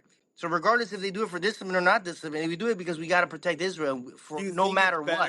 Do you think it's better for kids to go to the army let's say 18 to 21, and then go to college, or go to college after high school? That's a good question. And then 21 to 24 do the army. Because let me pause real quick. Yeah, sure. It's a good question because I could tell you that the sooner that computer's programmed, the better. But I could also tell you, look what happened to me when I got out. Right, that's very young. That's what I was asking. And that computer unprogrammed real quick. Yeah. In the wrong environment because Sure. I still skipped the step Yeah. of the partying and all that part Correct. of the life that is mandatory. Yeah. So that's why I had to pause because it is very important. So what do you think? It goes back to. Or do you think that someone our should life be, purpose? Do you think it goes back to our life purpose. Do you think that people should be able to say, I choose to go to the army before or after college, and like give them the choice to do one or the other? As long as you can sign it, and then you're actually going to sign it. Correct. Meaning you being held accountable. Here. You could do that here and become an officer, which is what I should have done. Okay, can you explain how that works? My cousin, he's an officer in the Navy, and he actually flies F-18s. Cool, really? Yeah, out of aircraft carriers. Dude, he's a next beast. I'll show you a next picture. person to hook up too. Yeah, I'll show you a picture and everything. He's a beast. Okay. So he went to the Naval Academy, and then went into the service. So when you go Naval Academy, you get a degree. You get a degree. Yeah. And what was his degree in? Your cousin? I don't know if it was aeronautics or something though. But okay, cool. Yeah. The point is, he but he went to college. He went to college first, and then he did. Actually, he just got accepted in Top Gun. Yeah. Get out of here! Yeah. What? Yeah. That's a real thing. Yeah, it's a real thing. It's not just a movie. It's not just a movie. Top Gun's a real thing. It's a real thing. But I'm not gonna say anything else because everything else would be confidential. But okay, wait. Yes. What do they do? Can you talk about?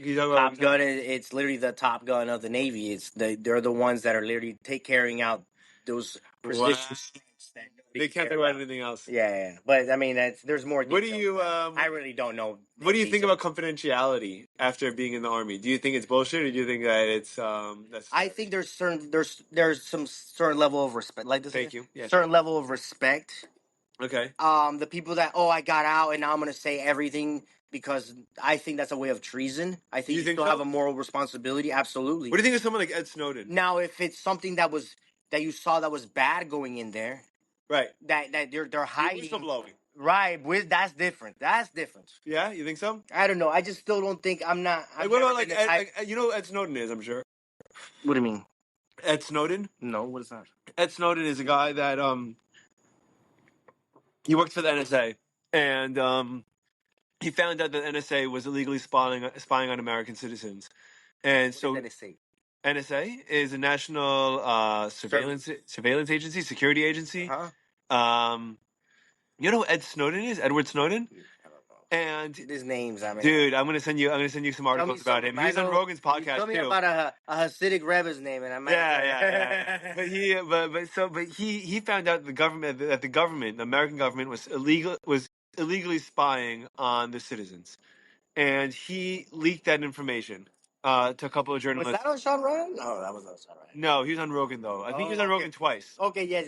Okay, throughout the years, and he was considered a quote unquote traitor, right? Because he was giving out confidential information to journalists. After he got But the information that he was giving over was that the government was doing illegal things to its own people, and he ended up having to run to. I'm going to stick with Scotch. Thank you. He ended up running to. You can have one. You can have one. He ended up running to, I think, Japan and Russia, and he lives in Russia full time now. But he wants to come back to the States, you know?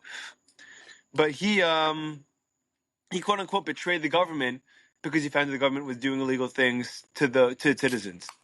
That's different. That's different. If you know, if because it's doing something bad to the citizen, then you're trying to uncover. But when you're just coming out and just saying a bunch of things that you shouldn't be saying about, maybe missions that were top secret that you shouldn't be saying. Yeah. What I mean, you went in there and you did something that you shouldn't have done. Yeah. That I showed my maybe high school it's- class the movie Argo. You ever watch that movie? I think so. Now Argo is who's the guy that's always with Matt Damon? Ben Affleck. And Ben Affleck plays. It's based on a true story from 1980 when the American embassy was taken. When the people in the embassy were taken hostage in Iran. Yes, And yes. and the CIA had to come in and there were 6 people that escaped the embassy and were living in Iran, undercover, and the CIA had to come in and get them out, right? Yeah. I do. And the end of the movie was, you won an award, congratulations, everything is confidential, no one's allowed to know about what you Yeah. did, and he's like, so you gave me your award, take away the award. He's like, if you think we do our jobs for awards, No. you're not in the right industry, then you're Yeah, choosing, no. you're choosing the wrong job. But I think I tend to agree with you. I think I tend to agree that giving away information just for the sake of giving away information is stupid. Very. But when you got whistleblowers for shit like Epstein, and you got stuff like the government spying on its own people and stuff like that, like that's a different level of whistleblowing that I don't don't know. think. The government, of course, has its own little agenda and has its own thing. And when we say the government, we're Talking about a in specific general. group of like. But there's an elite X and people. elite, and there is something underground. And believe it or not, you want to say I'm lying. There's things that do exist. And I think the question that people generally have is to what extent it exists and to how much malicious it power is. does it have? Correct. Like, is it a bunch of like? I think the biggest concern is that people tend to think of these things as a bunch of evil people, like that are bald and like in a lair, like No. like oh, what are you gonna do to like kill It could human be your beings? neighbor. It could Yeah, be your neighbor. yeah. Yeah. Okay. So that's and then so. But you think that the draft? What do you think? What would you think if America had a mandatory draft? I would love it. You'd love it. People would hate me for saying this. I don't think so. I would love it. By the way, I hope it does. I hope so? it happens so everybody can literally just harden up. Everybody's too soft. This new generation, so soft. So soft. People need to harden up. The youth, all the youth. Well, They want everything yesterday, no discipline, no nothing. And literally just, I think it should be mandatory. And then that way, it'll also make people more patriotic of their country, of what they live. This self-hating American thing, like you see all the time, like burning flags, doing this, all this. Like, why are you here then? If you're doing all this stuff, like get out. Just I can easily buy your ticket. I'll buy your ticket right now if it sucks so bad. So how about you build some love and patriotism through the hardship of the people that fought their lives for this country, have gone through. Then maybe they would have some respect for this country. So there's 2 responses I have to that. One of them is positive and one of them is negative, right? Because on one hand, I agree with you. On one hand, I think that I think that people take things for granted that are easy to take for granted. And I think that having to work for something takes away from that sense of just taking it as, for face value and just assuming that that's what it is and that it's actually built on the actual hard work of a lot of people, right? On the other hand, I also think that just because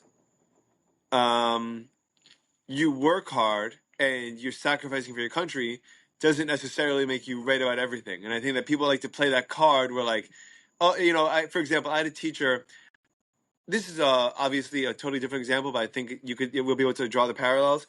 There's a big problem in the modern Orthodox Jewish community where the modern Orthodoxy typically only lasts about a generation. I went to yeshiva high school, and then I went to yeshiva in Israel. Mm-hmm. Went to Binghamton, upstate New York College, and I noticed that my high school class, where it's private tuition, $25,000 to $30,000 a year per kid, right? And some of my friends had 4 or 5, siblings. Of course, 6. And the parents had to pay $150,000 of just tuition before you talk about the mortgage, before you talk about taxes, kosher food, anything like that, right? And the teachers in this Jewish world make $50,000, $60,000. Mm-hmm. And I noticed that in my class of about 160 kids when I was graduating that were, presumably from religious families, let's say about 80% were religious families. Presumably, about, I would say by the time but 3 years out of high school, maybe I'd say maybe 50% of the class was not observant anymore, which I think is indicative of the education, right? Meaning, if you were taught the right things, if you had Wait. So this was what grade to what grade? this 9th to 12th grade is high school, 9th to 12th grade. right? By the time you graduated, you're 17, 18 years old. By the time you're 21, I would say over 50% of the grade is no longer observant, right, of 160 kids, right? And I was pointing that out to a teacher of mine that I had after I'd graduated, when I wanted to talk to him about why I wanted to go into education.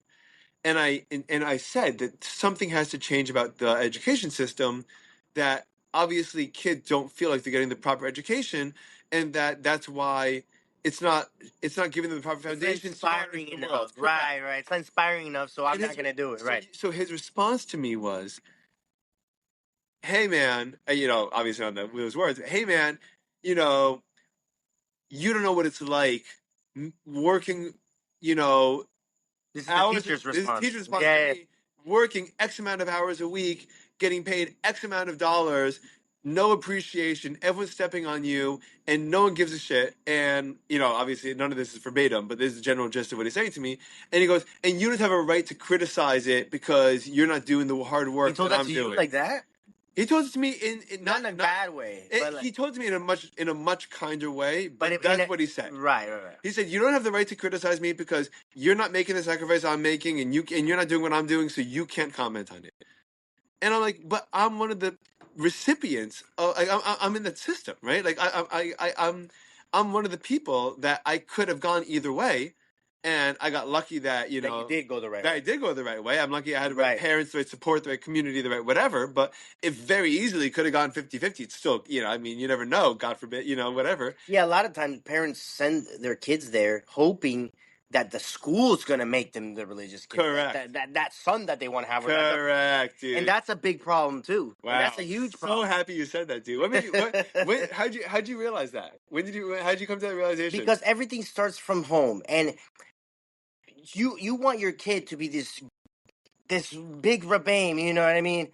And you yourself are not even 10% of that. Yeah. So how do you expect your son to follow in your footsteps? And maybe you are this religious man, but maybe your approach to it is not making it in a way that he feels. So that's exactly the comparison I'm going to say, though, in response to your argument that everyone has to go to that everyone should go to the army, or that the people that don't go to the army don't appreciate it.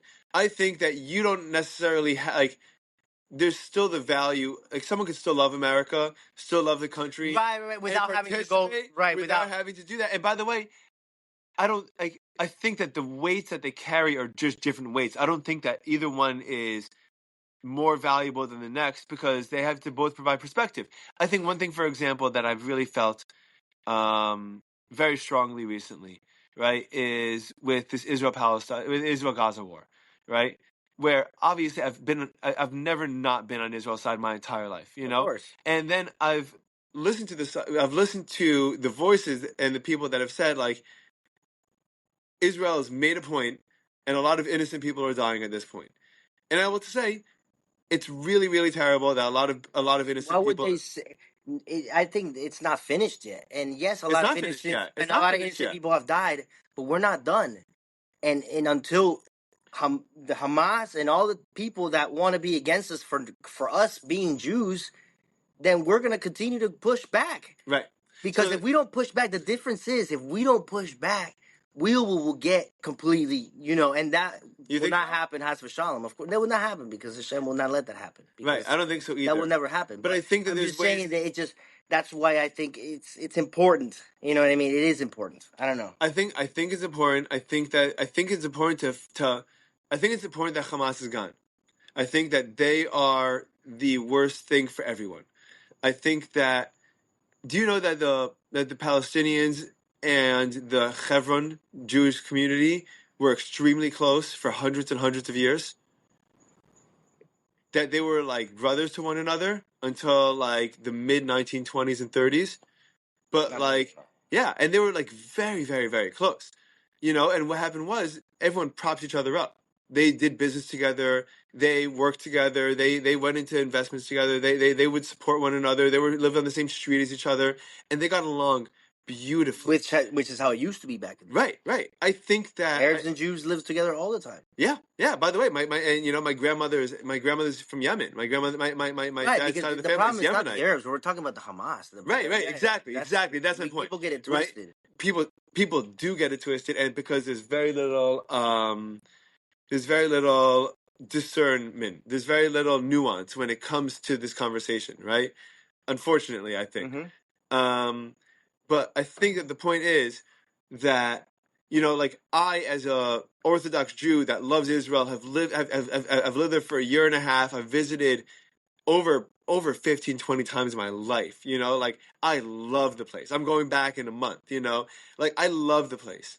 You know, I have one perspective as someone that's on the inside, and then there's someone on the outside Right. that does not have my That's objective never experience, been to by the way. Israel. Has correct. Right. Does not know and is only observing, right? Because you can only But talk about sometimes, Israel if they you've can been to see things. Israel. But No sometimes, one should not. You should not talk about Israel if you've never been so there. here's my argument against that. Sometimes you need to. Sometimes when you're on the inside, you can't see things the way that someone on the outside. Because can you're see things. biased, let's say. Not even biased.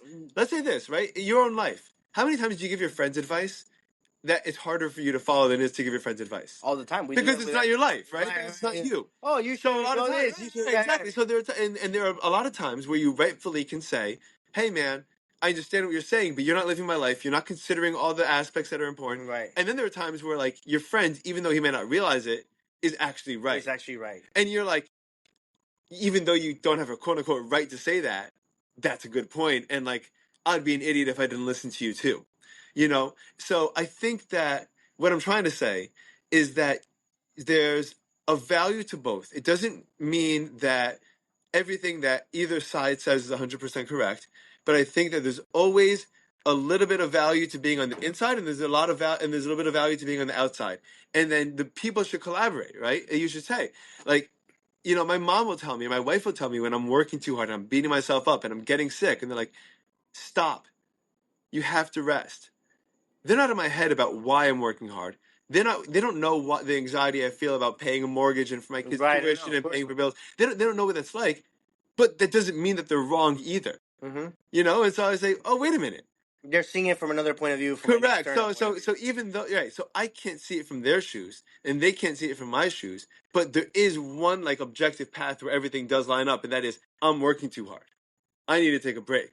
You know, there is one path between a patriot that goes to the army and dedicates their life to the service and lays their life on the line for the country, and then the person that goes to university that loves their country, that never lived their life on the line, but says like, I think in the value of the true American spirit, we could do better, and we want American values are better values than this.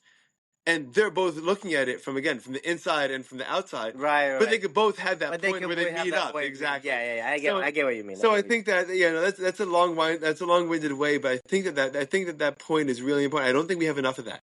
I think because it's hard, it's really unpleasant, it's really difficult. Yeah, it's uncomfortable, and it's hard, especially like even with that personal thing with my, where I'm working too hard, where I'll call my mom and my mom will hear my voice when I speak to her for a minute. If I answer the phone, I can say hello, like, it's a long day, huh? And then there's times where I say hello. She's like, "Oh, tell me what you've done." Like she could just tell from that one word, like the voice, what things are like, But she's still on the outside, and so I give a lot of so a lot of times I have to force myself to like listen and say. Sometimes when you're caught up in something, it's hard to see things clearly, and let someone else from the outside come in and tell you what it's like. Yeah, dude. I had some of the most painful and difficult moments, but the most valuable moments of my life came from where I had to force myself to make a decision from the outside perspective and not from the inside. Yeah, you have to. When you break up with someone, if you're in a bad relationship, or if you have a job that you don't like, or if those logical decisions, these things, where you can the logical rationalize ones, and justify because yourself. if you use your emotions, then you'll get stuck in it because your emotions will leave you in that. Oh, I this. Oh, but I missed that person. Oh, but I did. Yeah, It's just and that then you need to step loophole. outside, right? You Then need you to step say, and when outside, you say think to yourself, logically. what would I tell my friend? If I was sitting across from you and you said to me, "Hey, I have this situation with my job, with my girlfriend, Right. with my kids," and then I would give you advice, am I following that advice that I would give you? And if the answer is no, you got to be like, dude, why not, man? What's going on? Are you not being honest with yourself? And that's really where the. And that's why it's like being a trainer. It's important to practice How what many you people do preach. you train at a time? How many people do you train at a time? At a time, one, ideally, sometimes three or four, depending if it's a group session. I used to do the big group sessions in a gym called Fight Club, like the movie Fight Yeah, Club, yeah, back in 2019 before COVID hit. That's where the gym where I was at. yeah. This Fight Club gym, it was so cool. It was What like was a it like? boxing gym. Yeah, It was an old, like raggedy, you know what I mean, like warehouse with that's the so cool. I love rusty those vibes. equipment, Yeah. with a big boxing ring in the middle. Do you know how to? Do you know how to throw a punch? Can you throw a punch? Yeah, I could do my combinations. I would do boxing classes Yeah. and everything. We had like 80 punching bags, heavy bags, and I would be the one teaching the class with like a microphone and everything, throwing all right, 1, 2, 3, 6, different Have combination you gone in numbers. fights before? I haven't like fought like Have you gotten punched in the face before? but I have gotten punched in the face. I've punched in the face. I've Wait, gotten what? into Wait, can you tell brawls. me about either one of them? What was it like getting punched, and what was it like punching someone in the face? Getting punched, it was a big, fight that broke out. Everybody started swinging, and of course, you got to participate. Okay, so you jump in, and when someone hits you, do you feel it hit you in your cheek? It hit you in your It ear? was in your head, cheek, stomach, because it started happening, and Really? then you just start fighting back, and next thing you know, Do your you friends feel are anything, fighting. or is adrenaline rushing No, that like you after don't the feel it? first couple blows, no, the first one you do feel, Okay, but after that, that's it. That's it because you just turn into a gorilla. really? One time It's how people I like. do regret one moment Yeah. that it was in South Beach, and I had a girlfriend at the time, and she decided to ask some guy, "Oh, can you take a picture of me?" The guy's like, "What do I look like, a photographer?" So then she was the type that wasn't the best for me, obviously, and she was a bad influence. And she's like, "Oh, this guy," like she hyped the situation worse than it was. Okay. Can you believe this guy? He said, "Oh, I'm not a photographer." Da da da da. This, and then he insulted me. Like he just said, "Hey, I'm not taking the picture." Whatever. Yeah. So I go, "Rrr," No way. You got all fired up? and then he's like, "What?" He throws a glass of water on the girl's face, and then I go and start punching. No Boom. way. Next thing you know, kid drops. I run out. You got bouncers chasing me. What does it take when you're throwing that first punch?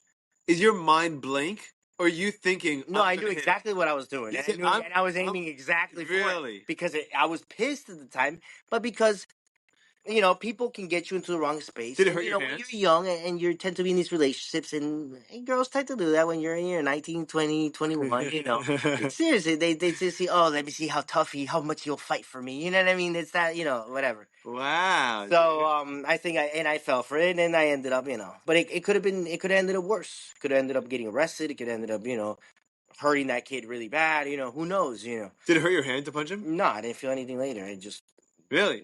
I don't know. I had bouncers chasing me, and then the bouncers. After I squared up to one of the bouncers after I ran like 10 blocks in South Beach.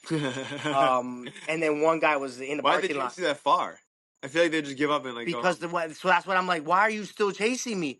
And then a guy in the parking lot's like, he can't touch you. He's just a bouncer. Da da da. He started recording, and then I'm like, why are you? He's like, because the guy that you punched, he's unconscious, and we're gonna have to answer to the police when they get there. No way. I'm like, what the fuck just happened? Wow. So I'm running. I don't have my stuff. I don't have anything. The people that I was with was staying in the club. I remembered where I parked the car, and I ran to a parking garage, and I literally waited by the car, and then eventually the people I was with went to the car, and I was able to get in the car. Wow. But just crazy stuff. That was through the gap of those 7 years of the crazy. Yeah. That's one of those moments. Yeah. Huh. Yeah, I've never had that, dude. I've never had anything like that, I got stabbed one time in the No. back of my hamstring. What? Yeah, when I was in the Navy in a bar fight, actually. What? You got stabbed?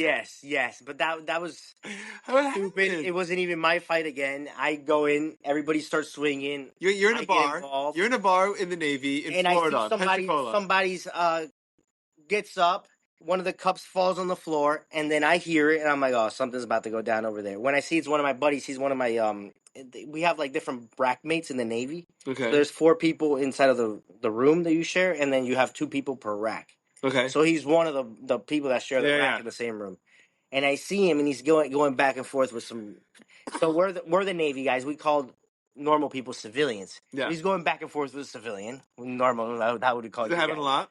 Yeah, it happens all the time. And then next thing you know, they start swinging, and then I go over there, and then I start going, and it turned out that those guys were involved with like some gang or whatever, and some guy came out with a knife and stabbed me. Get out of here! Yeah, right there. And I still have the scar. I still clear Did you scar. flip out If you when put that the happened? light, I'll show you. I literally have a freaking scar Really? in my hamstring. What was your reaction? What happened? I mean, my reaction. I felt something go in, but it was in and out quick. It was. Oh, he pulled in and pulled out. Yes, but it wasn't even with a knife. It was with a beer bottle, because he started swinging. Stabbed you with a beer bottle. Yeah, because he grabbed the beer bottle, he broke it, Oh, and then he went under with the when you break up under with the shards. Yeah. Holy crap! What'd you do? And then on top of that, not only did you got the whole leg was bleeding. The next day, the command found out. So when the command finds out, then you go captain's mask, the whole thing. You got to go in front of the whole thing, explain what happened, and I even got in trouble. You got in trouble? Yeah, because when they find out what happens off base, then they realize, hey, we're gonna do something about it, and they punish you. So you get, kind of slap on the wrist, but you get half month's pay times 2, and it just goes downhill from there. What is it? Half month's pay? Yeah, they take away your pay. Really? For like 2 months. They just not your whole pay, so half of it. So let's say you make $3,000 a month, they pay you $1,500 for 2 months. That's terrible. That's your punishment. That's terrible, dude. But how you gonna live on that? You're living on. I mean, you live on base. You live on base. Food, okay. You know what I mean? You go to the cafeteria, which is called the galley. Wow. You think everyone should do the Army? I think every man should do the Army. Like you said, not everybody needs it. There's a lot of people that didn't go to it, that are patriotic, that are smart, that have a lot. But there's a lot that don't. So what I'm saying with everybody should go is that since you can't pick out the ones that already don't and already do, you might as well just make everybody do it. And just you know what I mean. The other thing I think would also be great is Israel's very maybe not make it 4 years, but make it 2. Yeah. Or there's like Shirut Le'Mi. You know what that is? What is that? Shirut Le'Mi is it's what a lot of Israelis do instead of army service, where it's community service. So it's teaching, it's working in orphanages, it's working it's working with students that are new to the country and teaching them the language. And I think part of the argument is that when you just go from like high school to college and you go to you're 22 years old without any kind of real experience with how the world actually works, it's not in your best benefit. No. And even if you took a year or 2 in between those 2 points, in between 18 and 23 or 22, and you took a year and you worked and you spent the year in Indiana or Denver or Michigan, right, just an intern or Florida, and you're doing community service. You're getting paid and you're getting credits, or you're getting whatever it is. You're either getting paid, or you're getting credits, you're getting something for your degree, and you're learning about what it's like to be a teacher in the Bronx. You're learning what it's like to work in an orphanage in Ohio, and like see what it's like in these communities, and like that could like really change people's lives. For sure. All right, dude. Well, let's. I think that was a lot of fun. Yeah. Let's call it. Because I gotta go home.